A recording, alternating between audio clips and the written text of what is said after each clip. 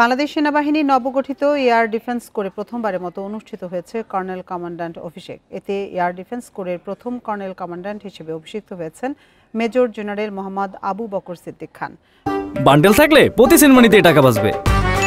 বিকাশ send money bundle কিনে জিতুন প্রতি লেনদেনে। সকালে হালিশহর সেনানিবাসে শহীদ মেজর নাজমুল হক প্যারেড গ্রাউন্ডে এই অভিষেক অনুষ্ঠান হয়।